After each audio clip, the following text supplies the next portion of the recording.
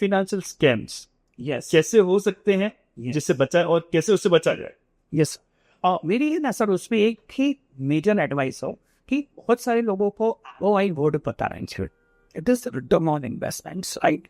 ये दोनों साइड काम करता है। अगर आप ROI का कॉन्सेप्ट ठीक से समझ जाओगे ना तो आप काफी सारे स्कैम से बच पाओगे। अभी ROI कैसे है? मेरे क्लाइंट ने सर अभी बोला कि अभिषेक मैंने प्रॉपर्टी में 10 लाख रुपीज इन्वेस्ट किए थे before 25 years back, today is 1 crore। So beautiful, so he was so happy, so बस यूं हो गया करो। so I just asked a simple question, sir. It is good, fine, fantastic. But do you know the ROI of that particular investment? वो बोला कि what is ROI अभिषेक? 10 लाख का 1 करोड़ हुआ, अभी उसके आगे क्या देखना है? फिर मैंने सिंपल उनको एक्सेल से समझाया what is a ROI. तो ROI was 9.6%, right? So मैंने बोला 9.6 is good. It's not bad, but you should know the ROI of your particular investment. Same way in any scam, if someone offer you 2% a year or 1.5% a year of guaranteed income or double money in 1 year, 2 year, 3 year, this kind of scam is running. आपको सिर्फ वही देखना है, if we guarantee you a double in a year, which ROI of 100%, तो bank से 10% का loan मिलता है, तो वो क्यों नहीं कर लेगा? अगर उसको 100% मिल रहा है तो हाँ, मेरे से पैसा क्यों मांग रहे? there is a right question. So first person should know ROI, कि उनका ROI क्या है। उससे उनको डाउट होना चाहिए कि भाई FD का ROI 6% है, PPF का 7% है, गोल्ड का 10% है, सेंसेक्स का 14% है, तो वो हमको पता है कि this is a basic ROI। उसके ऊपर कोई भी ROI गारंटीड आपको ऑफर करना है, then it can be a scam, red alert. दूसरा, उसका जो स्ट्रक्चर है प्रोडक्ट का वो क्या है, whether it is a SEBI approved और whether it is okay. If it is not SEBI approved structure, अगर आपका चेक किसी कंपनी, इंडिविजुअल कंपनी या पर्सन के नाम से वो जा रहा है, that it might be a red alert. So SEBI का रूल बहुत ही क्लियर है, if you want to invest you have to write a cheque in the mutual fund company, PMS company or a broker name only.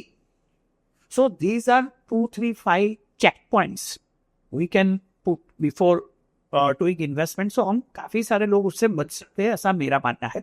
और सबसे important sir, grid is वो बोलते हैं ना हमारे में कहावत है, लोभिया हो क्या दूध का। So this is a basic thing कि you have to control your greed. मेरा ऐसा मानता है 22 years का as a professional career, there is no shortcut sir making money.